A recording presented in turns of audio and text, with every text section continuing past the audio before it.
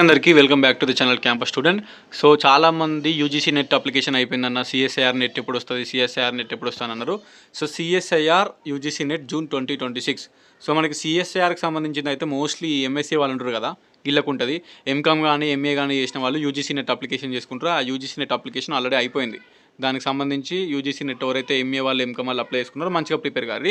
ఇది CSIR net, ఓకేనా. So ఇందులో ఏమేమి కోర్సెస్ ఉంటాయి, దీని ఎగ్జామ్ ప్యాటర్న్ ఎట్లుంటుంది అని డీటెయిల్గా ఎక్స్ప్లెయిన్ చేస్తా. ఇప్పుడు పీజీ ఫస్ట్ ఇయర్లో ఉన్న వాళ్ళు కానీ, లేదంటే సెకండ్ ఇయర్లో ఉన్న వాళ్ళు కానీ, పీజీ అయిపోయిన వాళ్ళు కానీ చూడండి ఒకసారి సిఎస్ఐఆర్ నెట్లో ఏమేమి ఉంటాయని చూడరు. ఇది ఓకే, ఆల్రెడీ యూజీసీ నెట్కి సంబంధించి వీడియో చేసిన, అది చూడరు. అందులో mostly MA courses, MCom courses అన్నీ అందులోనే ఉంటాయి. ఇది మోస్ట్లీ ఎంఎస్సీ కోర్సెస్ ఇందులో ఉంటాయి కొన్ని కోర్సెస్. ఇది సిఎస్ఐఆర్ నెట్ అవుతుంది. So first thing dates explain చేస్తా. May 25 ఆల్రెడీ అప్లికేషన్లు స్టార్ట్ అయిపోయినాయి. June 19 లాస్ట్ డేట్ ఉంది. సో కంపల్సరీ అప్లికేషన్ అయితే వేసుకోరు. అండ్ అప్లికేషన్ ఫీజు చూసుకున్నట్టయితే మనకి ఓబీసీకి 600 ఉంటుంది, ఎస్సీ ఎస్టీకి అండ్ డిజబిలిటీ ఉన్న వాళ్ళకి 325 ఉంటుంది. జనరల్ వాళ్ళకి 1150 అప్లికేషన్ ఫీజు ఉంది. June 19 లాస్ట్ డేట్ ఉంది, కంపల్సరీ తొందర అప్లికేషన్ చేసుకోరు. అండ్ ఇక్కడ ఎగ్జామ్ డేట్స్ కూడా చూసుకుంటే మనకి 17th and 18th July, 17th and 18th July 3 గంటల ఎగ్జామ్ ఉంటుంది. సో షిఫ్ట్ 1, షిఫ్ట్ 2, ఒకటేమో 9 to 12, 3 to 6, 3 గంటల ఎగ్జామ్ అయితే ఉంటుంది. 17th జూలై, 18th జూలై అంటే మనకు ఒక 50 days టైం ఉంది. జూన్ మంత్ ఒకటి, జూలై మంత్ ఒకటి, ఒక 50 days టైం ఉంది. ఈ 50 daysని కరెక్ట్ ఫోకస్ పెట్టి మంచిగా ప్రిపరేషన్ అవ్వండి, మీరు క్వాలిఫై కానీ ఛాన్స్ ఉంటుంది. ఓకే, June 19కి అప్లికేషన్ డేట్స్ అయిపోయాక June 20 to 23 అయితే కరెక్షన్ అంటే ఎడిట్ ఆప్షన్ అయితే ఉంది. సో కంపల్సరీ మిస్టేక్స్ చేయకండి. ఒకవేళ చేస్తే ఫర్దర్గా గుర్తుపెట్టుకోరు. June 20 to 23 ఎడిట్ ఆప్షన్ అన్నట్టు. అప్లికేషన్ చేసే వెబ్సైట్ కూడా ఇక్కడ చూసుకోవచ్చు, సిఎస్ఐఆర్ నెట్ అని ఉంది. జస్ట్ గూగుల్లో సిఎస్ఐఆర్ నెట్ అని సెర్చ్ చేస్తే ఫస్ట్ వెబ్సైటే వస్తుంది, అది ఓపెన్ చేయరు. అందులోనే అప్లికేషన్ లింక్ ఉంటుంది. సో ఈ ఎగ్జామ్ రాయడం వల్ల మెయిన్గా మనం 3 రకాలుగా క్వాలిఫై అవుతాం. ఒకటి ఏంటంటే అడ్మిషన్ ఇంటూ పిహెచ్డి. మనము జేఆర్ఎఫ్ లేదు, అసిస్టెంట్ ప్రొఫెసర్ లేదు, ఓన్లీ అడ్మిషన్ ఇంటూ పిహెచ్డి. ఇది చాలామంది క్వాలిఫై అవుతారు, రాసిన వాళ్ళు చాలామంది ఇది క్వాలిఫై అవుతారు ఈజీగా. ఓకే, బట్ దీనివల్ల యూజ్ ఏం లేదు. ఇది ఓన్లీ అడ్మిషన్ ఇంటూ పిహెచ్డి, అంటే పిహెచ్డి అడ్మిషన్లో కొంచెం యూజ్ అవుతుంది, కానీ దీనివల్ల యూజ్ లేదు. ఇది ఎందుకు పెట్టిరో కూడా తెలియదు. సో దీన్ని పక్కన పెట్టారు. అడ్మిషన్ ఇంటూ పిహెచ్డి క్వాలిఫై అయినా కూడా వేస్టే అన్నట్టు. మనకి నెట్ క్వాలిఫై అయినాము, మనం అసిస్టెంట్ ప్రొఫెసర్ అయినాము అనకి ఇది అన్నట్టు. ఇక్కడ చూడండి, అపాయింట్మెంట్ యాజ్ అసిస్టెంట్ ప్రొఫెసర్ అని ఉందా. సో అసిస్టెంట్ ప్రొఫెసర్ అనేది ఎట్లా అంటే మీరు పిహెచ్డి అడ్మిషన్ క్వాలిఫై అయితే దీంతో పాటు ఇది కూడా క్వాలిఫై కావాలి. ఓకేనా, ఇది జస్ట్ ఎట్లా అంటే 100కి ఒక 70 మార్కులు వస్తే మీరు ఇది క్వాలిఫై అయ్యారు అనుకో, అడ్మిషన్ ఇంటూ పిహెచ్డి. 100కి 70 మార్కులు అంటే 80 మార్కులు వస్తే ఇది క్వాలిఫై అవుతారు, assistant professor. So assistant professor qualify అయితేనే మన నెట్ క్వాలిఫై అయినట్టు, మనకు నెట్ సర్టిఫికేట్ వస్తుంది. మనము డిగ్రీ లెక్చరర్కి కానీ దానికి దీనికి పనిచేస్తుంది అన్నట్టు. అఫీషియల్గా నెట్ క్వాలిఫై అయినా చెప్పుకోనికి అసిస్టెంట్ ప్రొఫెసర్ క్వాలిఫై కావాలి. ఓకే, ఈ అసిస్టెంట్ ప్రొఫెసర్ క్వాలిఫై అయితే ఆబ్వియస్లీ అడ్మిషన్ ఇంటూ పిహెచ్డి కూడా క్వాలిఫై అయినట్టే, ఎందుకంటే దీని కట్ ఆఫ్ ఎక్కువ ఉంటుంది. సో అది అన్నట్టు. ఇంకా ఎక్కువ స్కోర్ తెచ్చుకుంటే మనం జేఆర్ఎఫ్ కూడా క్వాలిఫై అవుతాం. సో జేఆర్ఎఫ్ అనేది 1% అప్లై చేసిన ప్రతి 100 మందిలో ఒక్కరు మాత్రమే క్వాలిఫై అవుతారు. అప్లై చేసిన మొత్తం మందిలో just 1% of the candidate JRF qualify అవుతారు.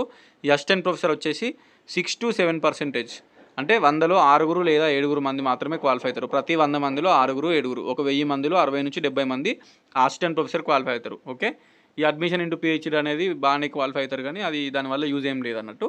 సో మీరు ఫోకస్ పెట్టాల్సింది మొత్తం జేఆర్ఎఫ్కి. సో చాలామంది ఏజ్ లిమిట్ అడుగుతారు. అయితే ఈ జేఆర్ఎఫ్ క్వాలిఫై అయితే మనకు జూనియర్ రీసెర్చ్ ఫెలోషిప్ వస్తుంది గవర్నమెంట్ నుంచి. మనం పిహెచ్డీ చేసేటప్పుడు 30,000, 40,000 అట్లా డబ్బులు వస్తాయి ఎవ్రీ మంత్. దీనికి నాట్ మోర్ దెన్ 30 years అండి, 30 సంవత్సరాలు దాటకూడదు మనకి. On the first day of the month which the examination included. మనకి జూలై 2026లో ఎగ్జామ్ ఉంది కాబట్టి 1 జూలై 2026 వరకు 30 సంవత్సరాలు దాటకూడదు. ఇందులో రిలాక్సేషన్ ఇచ్చారు. నార్మల్గా ఓబీసీ వాళ్ళకి 5 years ఉందండి, ఓబీసీ వాళ్ళకి, ఎస్సీ ఎస్టీ వాళ్ళకి, డిజబిలిటీ ఉన్న వాళ్ళకి 5 years ఉంది. సో 35 అండి. బీసీ, ఎస్సీ, ఎస్టీ వాళ్ళు నార్మల్గా డిజబిలిటీ ఉన్న వాళ్ళకైతే 35 దాకా ఉంది, అండ్ ఓసీ వాళ్ళకైతే 30 years దాకా ఉంది. సో ఈ ఏజ్ దాటితే మీకు జేఆర్ఎఫ్ క్వాలిఫై అయినా కూడా మనకి ఫెలోషిప్ రాదు. మన జేఆర్ఎఫ్ క్వాలిఫై అయితే నెట్లా పిహెచ్డీ అడ్మిషన్ డైరెక్ట్ వస్తుంది. ఆ పిహెచ్డీ చేసుకుంటే మనకు డబ్బులు కూడా వస్తాయి అన్నట్టు, ఫెలోషిప్. సో అది అన్నట్టు. సో జేఆర్ఎఫ్కి అయితే 35 ఏజ్ లిమిట్ ఉంది. అండ్ ఈ నార్మల్గా అసిస్టెంట్ ప్రొఫెసర్కి there is no upper age limit, అంటే మీరు 50 సంవత్సరాలు ఉన్నా 40 సంవత్సరాలు ఉన్నా రాసుకోవచ్చు నెట్. మీకు పీజీ కంప్లీట్ అయితే ఈ సిఎస్ఐఆర్ నెట్ రాసుకోవచ్చు. సో అప్పర్ ఏజ్ లిమిట్ అయితే ఏం లేదన్నట్టు జేఆర్ఎఫ్కి, అడ్మిషన్ ఇంటూ పిహెచ్డీకి. అసిస్టెంట్ ప్రొఫెసర్కి, అడ్మిషన్ ఇంటూ పిహెచ్డీకి ఏం లేదు ఏజ్ లిమిట్. బట్ జేఆర్ఎఫ్ అయితే రావాలి అంటే మాత్రం 35 బిలో ఉండాలి, బీసీ, ఎస్సీ, ఎస్టీలు. ఓకే, 35 బిలో ఉంటేనే మీరు జేఆర్ఎఫ్ క్వాలిఫై అయితే మీకు ఫెలోషిప్ వస్తుంది పిహెచ్డీ చేస్తే. సో ఇక్కడ చూసుకోవచ్చు మెయిన్గా, ఇది మోస్ట్ ఇంపార్టెంట్ అన్నట్టు. మనకి నెట్ జేఆర్ఎఫ్ సిఎస్ఐఆర్ నెట్కి సంబంధించి సబ్జెక్ట్స్ ఏదైతే ఉన్నాయో చూసుకోవచ్చు.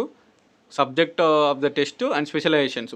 ఓకే, కెమికల్ సైన్సెస్ అని ఉంటుందండి. Chemical sciences. Okay, analytical chemistry, inorganic chemistry, organic chemistry, physical chemistry and others అంటే వేరే వేరే కూడా ఉంటాయి కదా కొన్ని కెమిస్ట్రీ రిలేటెడ్. వాళ్ళందరూ కెమికల్ సైన్సెస్ కిందకి వస్తారు సిఎస్ఆర్ ఇట్లా. నెక్స్ట్ చూసుకుంటే earth, atmospheric, ocean and planetary sciences. ఈ టెస్ట్కి సంబంధించి జియాలజీ, ఎంఎస్సి జియోఫిజిక్స్, మెటీరియాలజీ, ఇంకోటి ఓసియానోగ్రఫీ అండ్ ఫిజికల్ జియోగ్రఫీ. ఈ జియాలజీ, జియోఫిజిక్స్ కోర్సెస్ చేసిన వాళ్ళు ఇది రాసుకోవచ్చు. నెక్స్ట్ చూసుకున్నట్టయితే లైఫ్ సైన్సెస్. ఆబ్వియస్లీ చేసిన లైఫ్ సైన్సెస్ అంటే ఇక్కడ బాటనీ ఉంది, జాలజీ ఉంది, ఫిజియాలజీ ఉంది, మైక్రోబయాలజీ ఉంది, బయోకెమిస్ట్రీ ఉంది, బయోటెక్నాలజీ ఉంది, బయోడైవర్సిటీ అండ్ టాక్సానమీ ఉంది అండ్ అదర్స్ అని పెట్టారు. So life sciences related courses చేసిన వాళ్ళు లైఫ్ సైన్సెస్కి అప్లై చేసుకోరు. నెక్స్ట్ మ్యాథమెటికల్ సైన్సెస్ అని ఉంది. Applied mathematics, pure mathematics and statistics. MSc statistics, MSc pure maths, MSc applied mathematics and others అని ఉంది. ఇది మ్యాథమెటికల్ సైన్సెస్ కిందకి వస్తాయి. నెక్స్ట్ చూసుకున్నట్టయితే ఫిజికల్ సైన్సెస్. ఇందులో అటామిక్ అండ్ మాలిక్యులర్ ఫిజిక్స్ ఉంది, క్లాసికల్ డైనమిక్స్ ఉంది, కండెన్స్డ్ మ్యాటర్ ఫిజిక్స్ ఉంది, ఎలక్ట్రోమాగ్నెటిక్స్ ఉంది, ఎలక్ట్రానిక్స్ ఉంది, nuclear particle physics, quantum physics, thermodynamics and others అని ఉంది. సో ఎంఎస్సి ఫిజిక్స్, ఎంఎస్సి మ్యాథ్స్లు, MSc botany, zoology, chemistry, MSc మెయిన్గా ఎంఎస్సిలో మోస్ట్లీ ఈ కోర్సెస్ ఉంటాయి. అన్ని కోర్సెస్ ఇందులోనే కవర్ అవుతాయి. సో మీరు చూసుకోవచ్చు. మీకు ఏ డౌట్ ఉన్నా కూడా కామెంట్ పెట్టుర్రి, రిప్లై ఇస్తా. లేదంటే చార్ట్ జీపీటీ అంటే కూడా అది రిప్లై ఇస్తుంది. మెయిన్గా అయితే ఇవి అన్నట్టు. సో వీటి ఎగ్జామ్ ప్యాటర్న్ ఎట్లుంటుంది అని చూద్దాం ఇప్పుడు.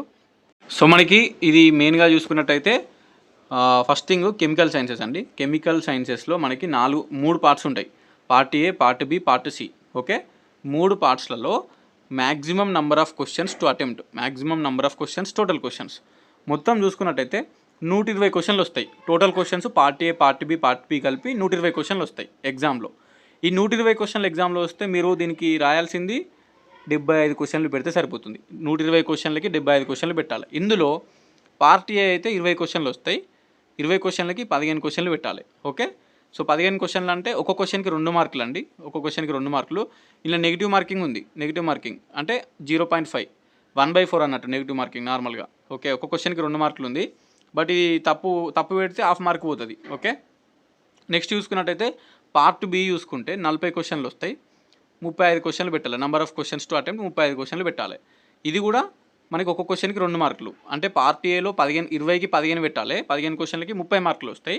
నెక్స్ట్ పార్ట్ బిలో 40 క్వశ్చన్లకి మనం 35 క్వశ్చన్లు పెట్టాలి. 35 క్వశ్చన్లు అంటే 70 మార్కులు వస్తాయి. So part A, part B కలిపి మనకి మొత్తం 100 మార్కులకు ఉంటుంది. ఈ పార్ట్ ఏలో, పార్ట్ బిలో నెగిటివ్ మార్కింగ్ ఉంటుంది.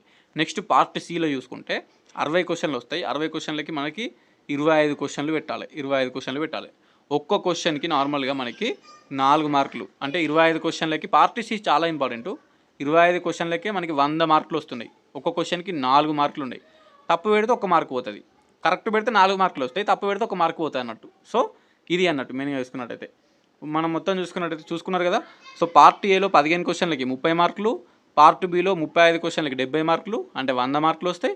పార్ట్ సి ఒక్కటే 25 క్వశ్చన్లకి ఒక క్వశ్చన్కి 4 మార్కులు పెట్టిండు, 2 మార్కులు కాదు. సో 100 మార్కులు అన్నట్టు. ఈ పార్ట్ సినే 100 మార్కులు, పార్ట్ ఏ, పార్ట్ బి కలిపి 100 మార్కులు. సో మొత్తం కలిపి 200 మార్కులు.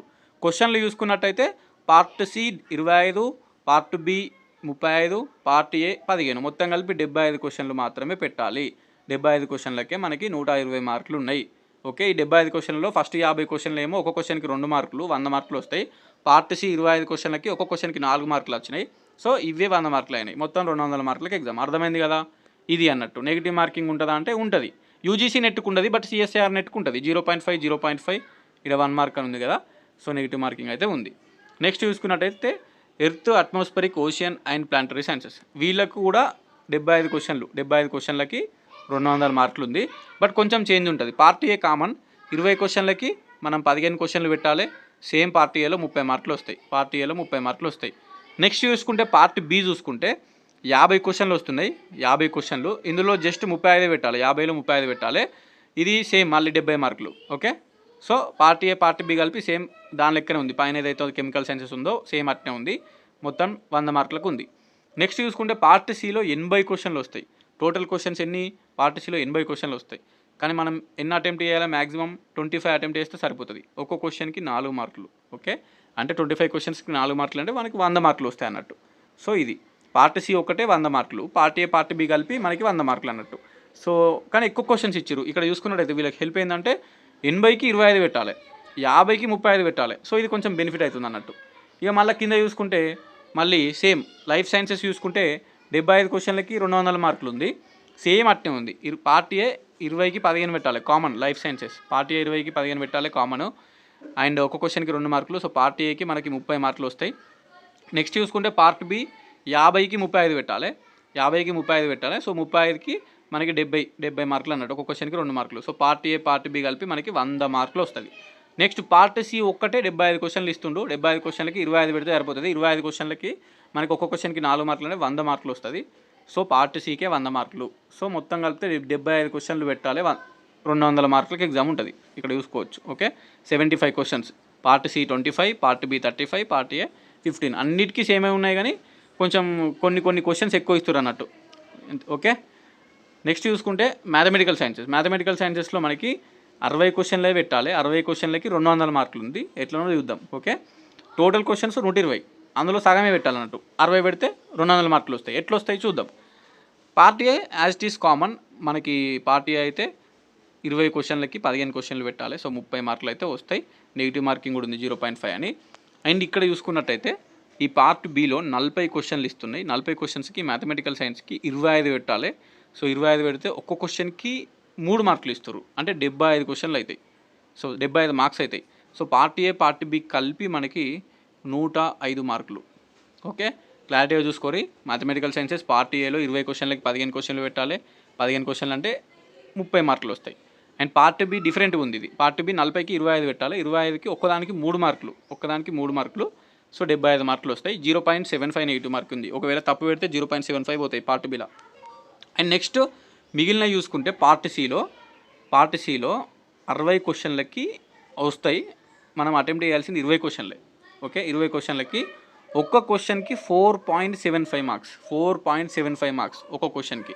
సో మొత్తం 95 అన్నట్టు. అవి మిగిలినవి 95. ఇవి పార్ట్ ఏ పార్ట్ బి 105 అయితే మిగిలినవి 95, మొత్తం 200 మార్కులకు అన్నట్టు. ఓకే, సో ఇది అన్నట్టు ఇది.